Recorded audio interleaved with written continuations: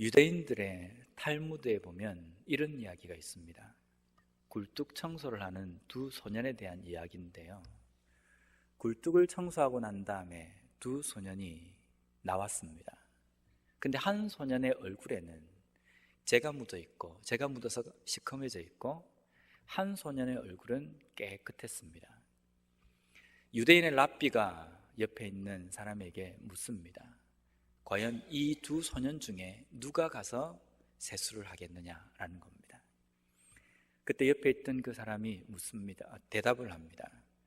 얼굴에 재가 묻은 사람이 세수를 하러 가겠지요. 랍비가 이렇게 대답을 합니다. 틀렸다. 이 두 사람 중에 얼굴이 깨끗한 사람이 세수를 하러 갈 것이다 라는 겁니다. 이유는 두 사람이 굴뚝 청소를 하고 나왔는데 얼굴에 재가 묻은 소년은 재가 묻지 않은 소년의 얼굴을 보며 아, 내 얼굴도 깨끗하겠구나 라는 생각으로 세수를 하러 가지 않는다는 겁니다. 반면에 얼굴이 깨끗한 소년은 옆에 동료 소년이 얼굴에 재가 묻어 있으니까 내 얼굴에도 묻어 있겠구나 라는 생각으로 가서 씻으러 간다는 겁니다. 랍비의 이 설명을 듣고 옆에 있던 사람이 아, 그렇겠구나, 아주 귀한 것을 깨달았습니다. 깨달았다고 이야기하는 그 사람에게 랍비가 다시 묻습니다. 다시 그러면 내가 질문을 하겠습니다. 두 소년이 굴뚝 청소를 하고 나왔습니다. 한 소년의 얼굴에는 재가 묻었고 한 소년의 얼굴은 깨끗합니다. 이제 이 두 소년 중에 누가 얼굴을 씻으러 가겠습니까? 라고 물었습니다. 옆에 있던 그 사람이 이제 자기도 깨달은 바가 있기 때문에 당연히 얼굴에 아무것도 묻지 않은 사람이 재가 묻은 소년의 얼굴을 보며 씻으러 가겠지요 라고 대답을 합니다. 이때 랍비가 이런 이야기를 합니다. 틀렸습니다. 왜냐하면 어떻게 똑같은 사람이 굴뚝 청소를 했는데 한 사람은 깨끗할 수 있고 한 사람은 더러울 수가 있겠습니까? 라는 겁니다. 이 이야기가 말장난 같아 보이지만 성경에 바탕이 되어 있는, 성경에 근거를 둔 이야기입니다. 오늘날 우리에게 시사하는 바가 큽니다. 이렇든 저렇든 이 두 이야기를 통하여서 얼굴을 씻으러 가는 사람은 자기 얼굴이 더럽다고 생각하는 사람이 씻으러 가는 겁니다. 내 얼굴이 깨끗하다고 생각하는 사람은 절대로 씻으러 가지 않습니다. 어떤 상황이든지 내가 더럽다고 생각하는 사람만 씻으러 간다는 겁니다. 오늘 본문에도 이와 유사한 이야기가 등장합니다. 예수님께서는 모여있는 유대인들에게, 사람들에게 한 예화를 통해서 교훈을 주시고자 이야기를 하십니다. 거기에 첫 번째 시작은 이렇게 시작이 됩니다. 9절 말씀을 한번 보겠습니다. 또 자기를 의롭다고 믿고 다른 사람을 멸시하는 자들에게 이 비유로 말씀하시되, 오늘 지금부터 이야기하는 이 비유의 내용은 바리새인들에게만 하는 내용도 아니고 여기 예화에 등장하는 세리에게 이야기하는 것도 아닙니다. 지금 이 이야기는 나는 다른 사람보다 의롭다라고 생각하고 다른 사람과 자기 자신을 비교하면서 나는 의인, 저 사람은 죄인이다라고 생각하는 그 모든 사람들에게 하시는 메시지고 말씀이십니다. 이 말씀에 두 가지의 사람이 등장을 합니다. 한 사람은 바리새인이고 한 사람은 세리입니다. 바리새인이 등장을 첫 번째로 하는데요, 그 바리새인은 어떤 사람이냐면 자신을 의롭다라고 생각합니다. 왜 자신이 의롭다라고 생각하면 말씀을 보면요, 바리새인은 서서 따로 기도하여 이르되 하나님이여, 나는 다른 사람들 곧 토색, 불의, 간음을 하는 자들과 같지 아니하고 이 세리와도 같지 아니함을 감사하나이다. 바리새인은 자신을 의롭다라고 하나님 앞에 감사의 기도를 올립니다. 자신이 의롭다는 그 근거는 내가 다른 사람의 것을 토색하지도 않고 불의한 삶을 살지도 않고 나쁜 짓을 하지 않았기 때문에 의롭다는 겁니다. 더군다나 옆에 있는 이 세리처럼 내가 살지 않은 것도 감사하다는 겁니다. 이 당시에 바리새인 이러면 이 바리새인이라는 이야기는 바리새, 페리새라는 이 뜻은 구별된 자라는 뜻입니다. 이 당시에 바리새인들은 보통 유대인들보다 특별한 삶을 좀 살았습니다. 다른 사람들과 구별되게 율법을 철저하게 지키려고 했고요. 그리고 자신을 세속주의에서 보호하기 위해서 금욕적인 삶도 살았고 또 여러 가지 경건한 삶을 살기 위해서 노력한 사람입니다. 그 사람들이 바리새인들입니다. 성경에 자꾸만 바리새인들이 나쁜 사람으로 거론이 되니까 우리는 바리새인은 다 나쁜 사람이라고 생각합니다. 그런데 바리새인들은 원래 하나님의 말씀을 잘 지키고 거룩한 삶을 살아가는 사람의 대명사였습니다. 그 바리새인의 자신을 의롭다라고 이야기하고 하나님 앞에 기도하고 있다라고 예수님께서 말씀하십니다. 당시 유대인들이 들을 때에 이 예수님의 비유에 대해서 고개를 끄덕였을 겁니다. 맞습니다. 바리새인은 경건한 사람입니다. 바리새인은 깨끗한 사람입니다. 바리새인은 죄를 많이 짓지 않는 사람입니다. 그래서 자신이 의롭다라고 이야기하는 것은 당연합니다 라고 이야기를 하고 공감을 했을 겁니다. 반면에 등장하는 세리는 어떤 사람이냐면요, 세리는 이 당시에 죄인 중에 아주 꼴통 죄인이었습니다. 일제치하에 우리 한국에도 조선 사람임에도 불구하고 일본의 앞잡이가 되어서 동포를 괴롭힌 사람들이 있습니다. 그 정도의 사람이었습니다. 동족의 등을 쳐먹기도 하고 그 사람들에게 자신의 이익을 위해서 약탈하고 토색했던 사람입니다. 그래서 당시 유대인들은 세리는 나쁜 사람의 대명사로 일컬어졌습니다. 예수님께서는 오늘 이 예화 가운데에 유대인들이 생각하는 극과 극의 사람을 등장시키고 있으십니다. 한 사람은 거룩하고 깨끗한 사람의 대명사인 바리새인입니다. 반면에 상대는 아주 더럽고 죄인 중에 죄인이라고 생각하는 세리입니다. 이 두 사람이 함께 기도를 합니다. 근데 그 기도의 결과는 누가 의로우냐라는 것입니다. 우리가 한번 생각해 봤으면 좋겠습니다. 우리는 의인입니까? 죄인입니까? 우리가 기도를 할 때에는 하나님 나는 죄인입니다 라고 우리가 기도를 하지만 때때로 성경을 읽다 보면 우리가 의인이라는 표현이 적혀져 있습니다. 그래서 의인인 것 같기도 하고 죄인인 것 같기도 합니다. 근데 이게 정답입니다. 우리는 때로는 한편으로는 의인이지만 또 한편으로는 죄인입니다.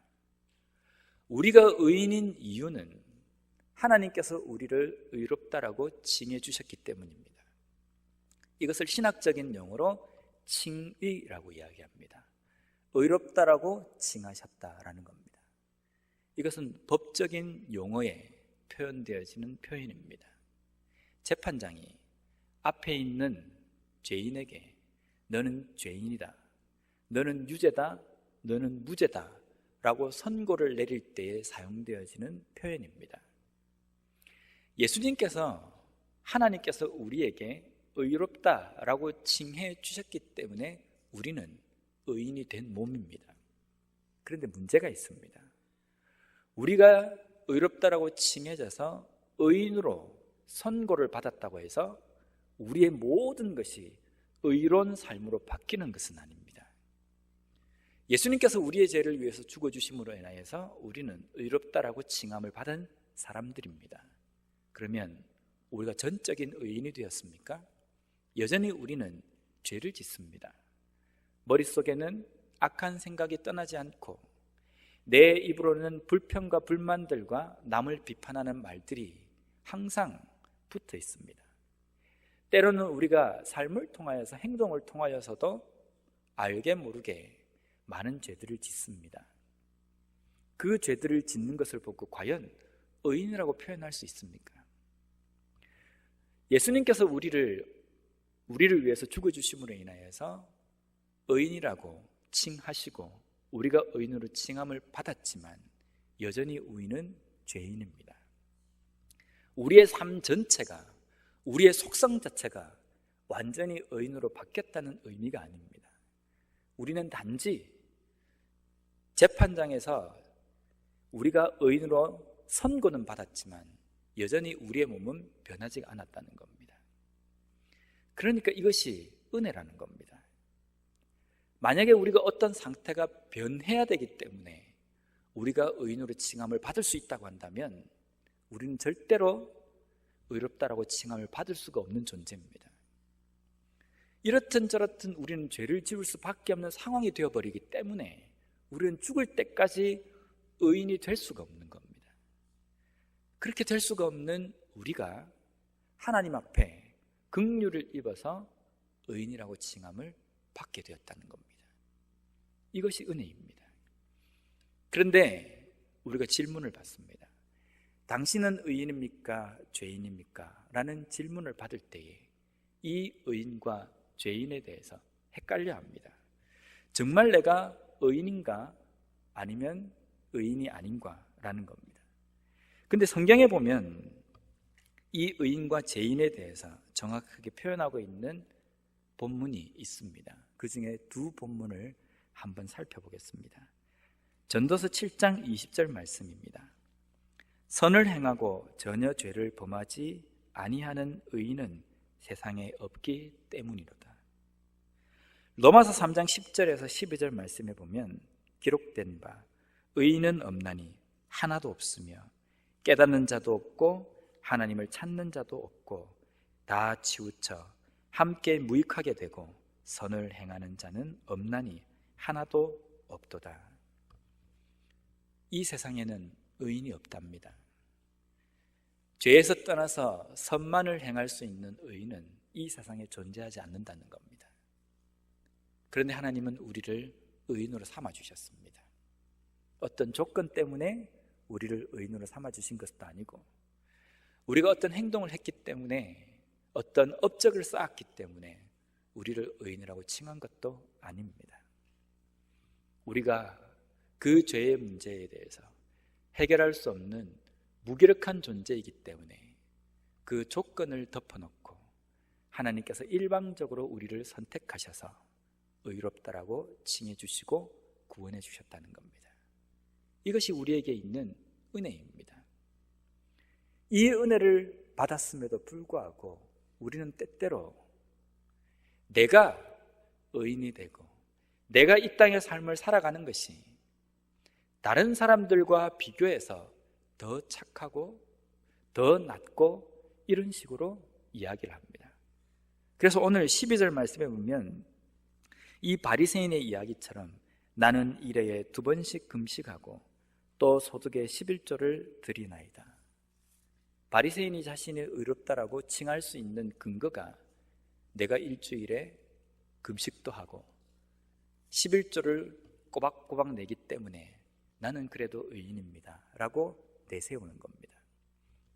이 기준이 어디서 우리가 많이 본 기준은 아닙니까? 오늘날 교회 안에서 믿음이 좋은 사람을 분류할 때에 이런 기준으로 나누지 않습니까?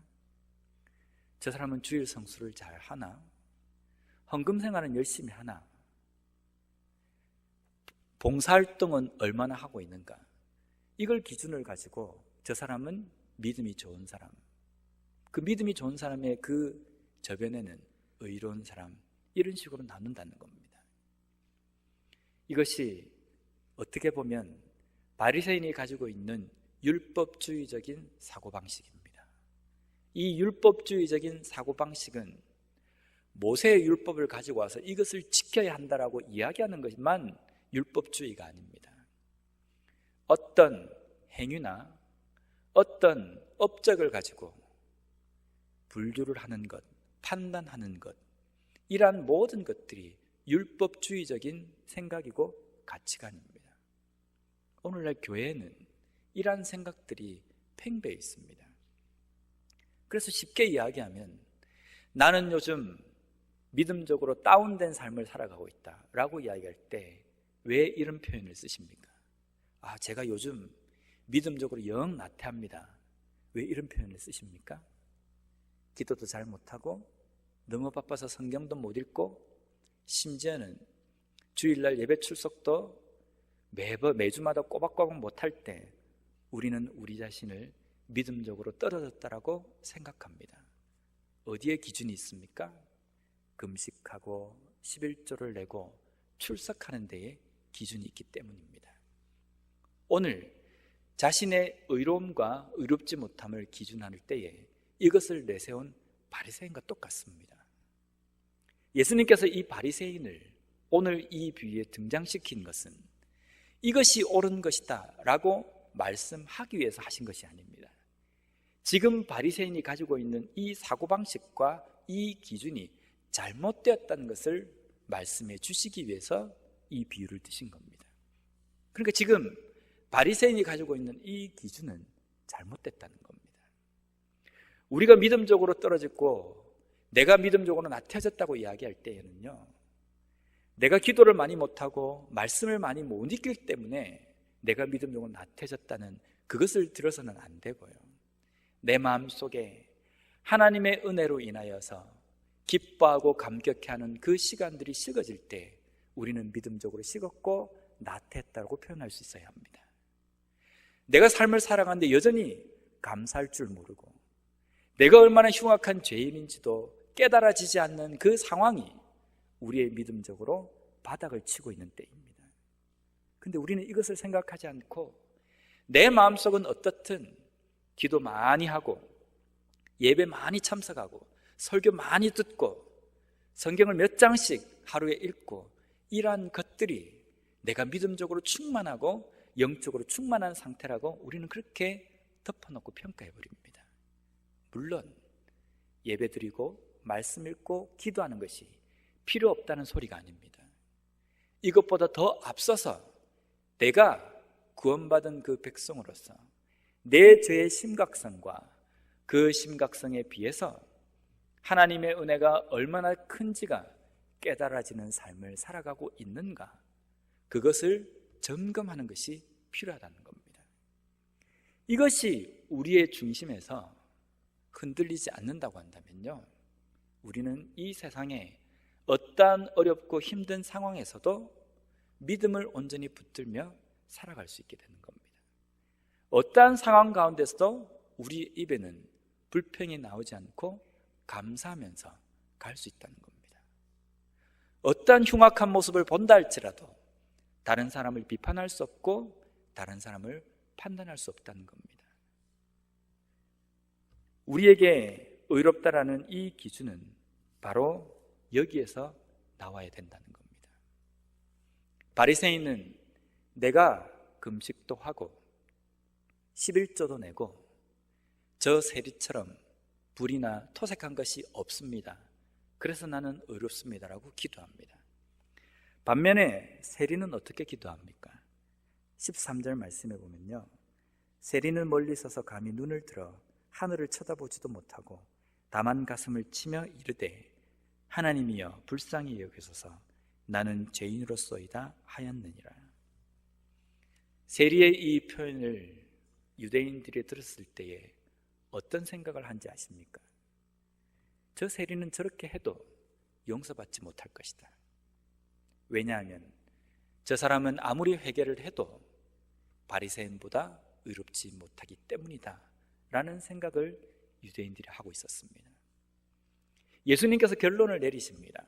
이 둘 중에 누가 의인이지 아느냐? 유대인들은 답을 가지고 있습니다. 누구라고 생각했겠습니까? 바리새인입니다. 바리새인만큼 의로운 사람이 없기 때문에 아무리 세리가 자기가 죄인임을 깨달았다 할지라도 세리보다는, 바리새인보다는 의롭지 못하다는 것이 유대인들의 기준이었습니다. 그런데 예수님의 답은 유대인들의 생각을 뒤엎으셨습니다. 바리새인보다 세리가 의롭다 함을 칭함을 받고 돌아갔다는 겁니다. 반면에 바리새인은요, 의롭다고 칭함을 받지 못했다는 겁니다. 우리는 이 예화를 통해서 우리가 하나님 앞에 회개를 하면 의로움을 입을 수 있다라고 생각합니다. 이것도 조심해야 합니다. 우리가 회개라는 이 행위를 가지고 하나님 앞에 의로움을 받을 수 있다, 이런 식으로 접근하면 문제가 좀 심각해집니다. 우리가 의로움을 받을 수 있는 이유는 오직 한 길, 예수 그리스도 때문에 우리가 의롭다라고 칭함을 받을 수 있는 겁니다. 우리가 의인이 될 수 있다는 겁니다. 그런데 세리가 한 이 기도는 왜 하나님께서 의롭다라고 칭할 수 있는 근거가 되냐면요, 지금 나는 죄인입니다. 이 죄의 문제를 내가 죽었다 깨어나도 어떻게 해도 내가 해결할 수 없습니다. 하나님 당신의 긍휼 밖에는 내가 이 죄의 문제를 해결할 수 있는 길이 없습니다라는 그 고비 그 속에 담겨 있기 때문입니다. 반면에 바리새인은 왜 의롭다라고 칭함을 받지 못했습니까? 당신은 필요 없습니다. 하나님 필요 없습니다. 내가 종교적인 행위를 하고 열심히 봉사하고 내가 인간적으로 할 수 있는 모든 의무를 다 했기 때문에 나는 의롭습니다 라고 고백했기 때문입니다. 바리새인의 이 삶 가운데 하나님의 긍휼을 베풀어 주셔야 할 부분이 어디에 있습니까? 내 잘났다고 하는데, 나는 얼굴에 죄가 묻지 않았다고 하는데, 뻔히 묻어 있음에도 불구하고 그것을 인정하지 않는 사람에게 어떤 긍휼이 필요합니까? 아마 정말 하나님께서 사랑하신다고 한다면 이 사람을 완전히 그냥 매를 치시든지 벌을 하셔서 깨닫도록 하셔야겠죠. 나는 의인입니다. 나는 내가 할 수 있는 내 행위로 충분히 의로운 삶을 살아가고 있습니다. 이런 삶을 살아가는 사람에게는 하나님의 긍휼이 들어갈 수 있는 틈이 없습니다. 하나님의 은혜가 필요 없다고 하는데 방법이 어디 있겠습니까? 근데 반면에 세리는, 저는 죄인입니다. 맞습니다. 남의 것을 토색하고 불의를 행하고 온갖 더러운 행위는 내가 다 지었습니다. 그래서 저는 죄인입니다. 이 죄를 제가 해결할 수는 없습니다. 오직 당신의 긍휼과 하나님의 불쌍히 여기심, 하나님 밖에는 이 문제를 해결하실 수 있는 분이 없습니다라는 고백이 세리의 고백에 담겨 있기 때문에 세리는 하나님 앞에 의롭다 칭함을 받고 돌아갔다는 겁니다. 오늘날 우리의 삶에서 세리와 같은 관점으로 신앙생활을 하십니까? 아니면 바리새인과 같은 관점으로 신앙생활을 하십니까? 우리는 세리처럼 나는 죄인임을 잘 압니다 라고 고백을 하지만 삶을 살다 보면요, 곧바로 우리의 신앙의 관점이 바리새인처럼 되어가는 것을 쉽게 봅니다. 우리 주변을 한번 돌아보십시오. 저 사람은 나보다 죄인이라고 생각하십니까? 아니면 더 의롭다라고 생각하십니까? 저 사람은 나보다 더 죽일 놈이라고 생각하십니까? 아니면 나보다 덜 죽일 놈이라고 생각하십니까? 이런 이야기를 들을 때에 머릿속에, 재빨리 우리 머릿속에는 금이 그어집니다. 저 사람은 나보다 못된 사람, 저 사람은 나보다 좀 착한 사람, 저 사람은 나와 비슷한 사람, 우리에겐 이 선이 그어져 있습니다. 이 선은 무엇을 근거로 해서 선을 그어 놓은 겁니까? 바리새적인 율법주의적인 가치관으로 금을 그어 놓은 겁니다. 저 사람은 이런 행위를 열심히 하기 때문에, 적어도 우리가 볼 때에는 죄를 짓지 않았기 때문에 의인, 좀 나은 사람, 이렇게 표현합니다. 반면에 때로는 우리가 목격하도록 죄를 지은 사람에 대해서는 죄인, 저 나쁜 놈, 우리는 손가락질하고 정죄합니다. 내가 저 사람보다 더 의롭다라고 생각한다고 한다면 하나님의 은혜는 언제 투입이 되어야 됩니까? 언제 하나님의 은혜가 필요합니까?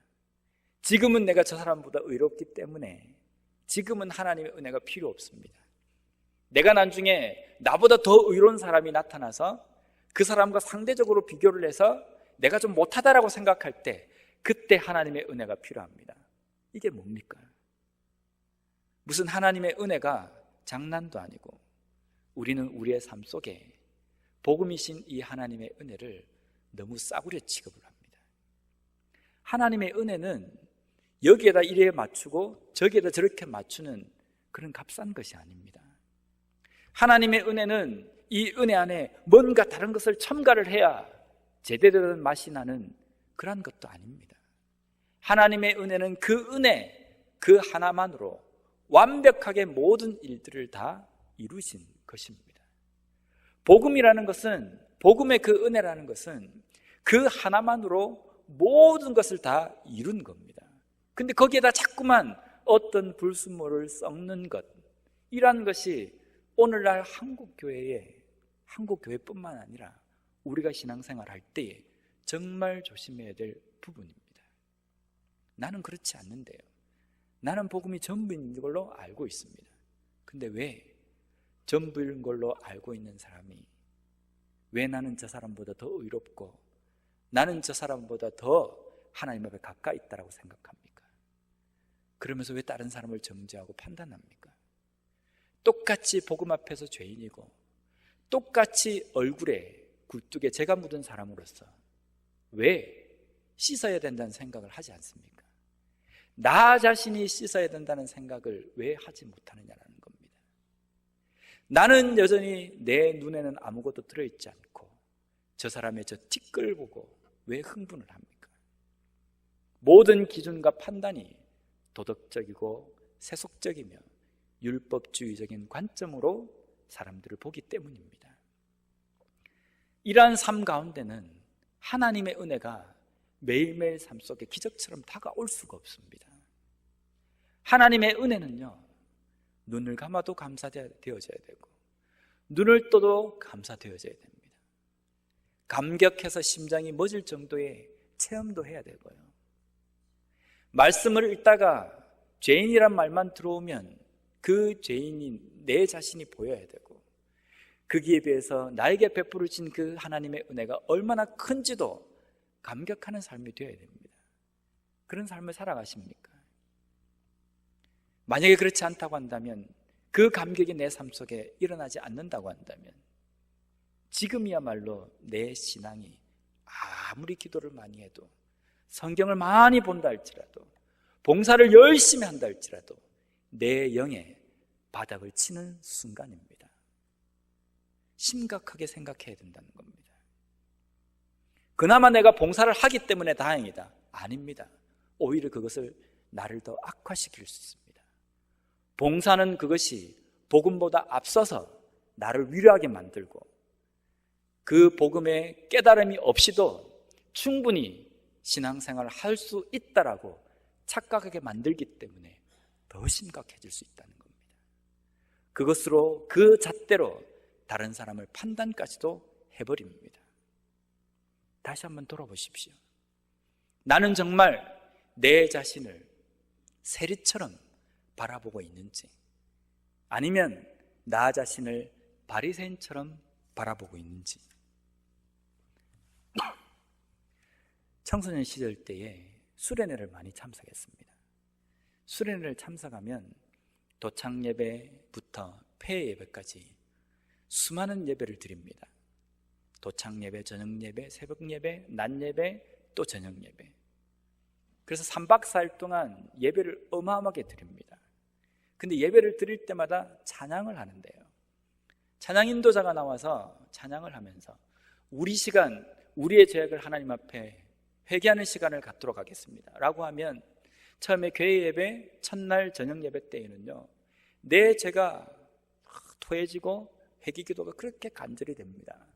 눈물 콧물을 쏟으면서 기도를 합니다. 저녁 예배 때에 찬양이 끝나고 집회가 끝나고 난 다음에 설교자가 다시 한번 우리 시간 통성으로 기도하겠습니다 라면서 제일 먼저 나오는 단골 메뉴가 우리의 죄악을 하나님 앞에 토하고 회개합시다. 그때까지 좋습니다. 다음날 새벽에 일어나서 또 집회를 드리기 위하여서 참석하면 찬양 인도를 하면서 또 회개하라 그럽니다. 그때 슬 짜증이 나기 시작합니다. 어제까지 몇 번이나 내가 회개를 했는데 또 오늘 또 회개를 해라? 그래, 뭔가 죄가 있겠지. 그래서 기도를 합니다. 기도하다가 어디까지 가냐면요, 작년에 수련회 때 내가 기도를 하긴 했는데 이게 안 됐을지도 모르겠다, 용서가 안 됐을지도 모르겠다, 그렇게 생각하고 작년에 했던 것도 기도합니다. 근데 그날 낮에도 회개하라, 그날 저녁에도 회개하라, 다음 날도 회개하라. 시간이 지나면서 마음속에 짜증도 나고 그냥 팽개쳐버리고 그냥 나가버릴까, 이런 생각도 듭니다. 제 경우입니다. 아무리 생각해도 제가 앞에 기도를 회개했으면 땡인데 또 자꾸 뭘 하라고 그러니까 내가 내일 집회 때 이 회개할 때 정말 뜨겁게 기도하기 위해서는 내가 오늘 죄를 좀 지어야 되나? 심지어는 이런 생각까지 듭니다. 저만 이런 생각이 듭니까?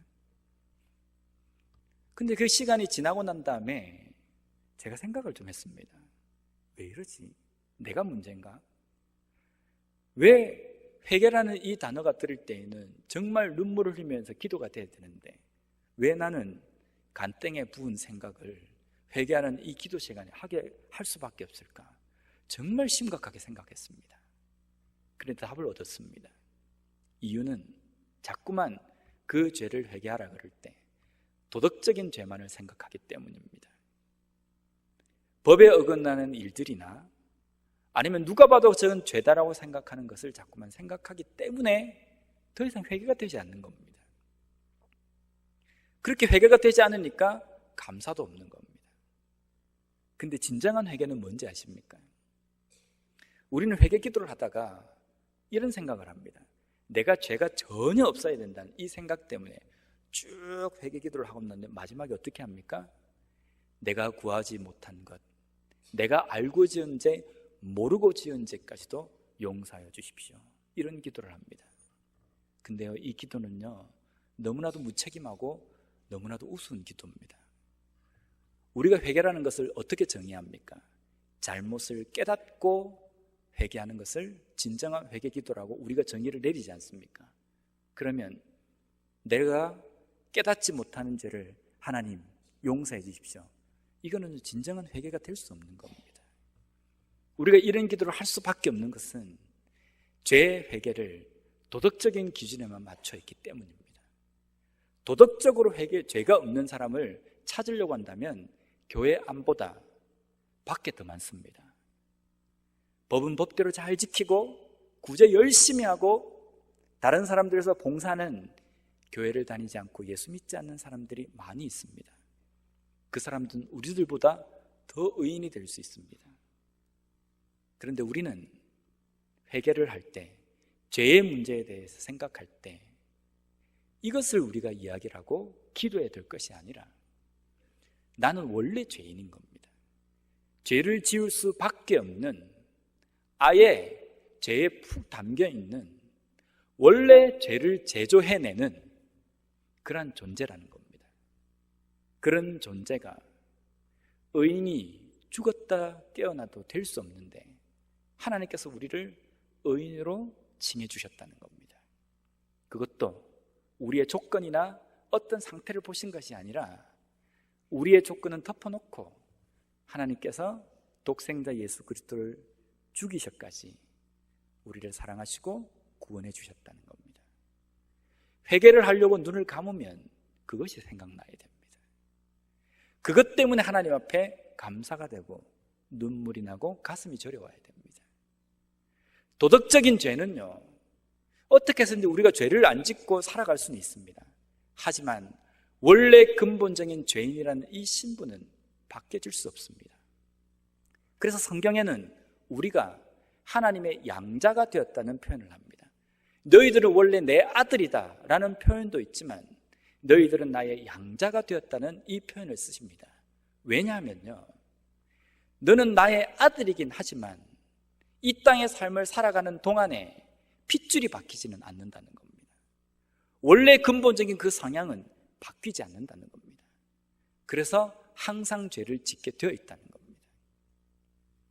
이것을 인정해야 됩니다. 이것을 인정해야 내가 얼마나 큰 은혜를 받고 용서함을 받은 죄인임을 깨닫게 됩니다. 이것을 깨달아야 다른 사람의 죄에 대해서도 용서와 긍휼의 관점으로 볼 수 있다는 겁니다. 이것을 보지 못하면요, 아무리 용서하려고 해도 3-4번 하면 많이 합니다. 근데 나도 부족하고 나도 얼마나 흉악한 죄의 신분이었고, 그럼에도 불구하고 내가 하나님 앞에 용서 안 받고 구원받은 백성인지 이 은혜를 먼저 깨달아야 다른 사람의 삶 속에서도 비판하거나 정죄하거나 판단하지 않고 포용할 수 있다는 겁니다. 용서하게 된다는 겁니다. 복음을 제대로 깨닫고 복음의 그 은혜를 제대로 아는 사람이야말로 예수님께서 우리에게 보여주신 그 용서와 긍휼을 가지고 다른 사람을 대할 수 있다는 겁니다.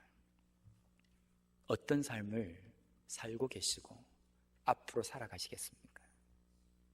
하나님 앞에 뭐 좀 됐다라고 생각하고 뻐기지 마십시오. 위험합니다. 구제불능이 될 수도 있고 하나님의 은혜를 전혀 받지 못하고 살아갈 수도 있습니다. 하나님 앞에는 낮추셔야 합니다. 이 낮춤이 의도적인 낮춤이 아니라 세리처럼 자기 자신의 존재를 볼 수 있어야 합니다. 자기 자신의 존재가 얼마나 흉악한 죄인임을 깨달아야 합니다. 구제받지 못하고 해결함 받을 수 없는 신분이었음을 제대로 깨달아야 나를 위해 죽어주신 그 예수님의 십자가의 은혜가 대단한 것인지를 깨닫게 되는 겁니다. 이것이 복음입니다. 이 복음을 온전히 깨달음으로 말미암아 나 자신에 대해서도 또한 다른 사람에 대해서도 항상 긍휼한 마음으로 하나님께 감당 못할 은혜를 받은 사람으로서 함께 교제하며 살아갈 수 있는 우리 모두가 되었으면 좋겠습니다.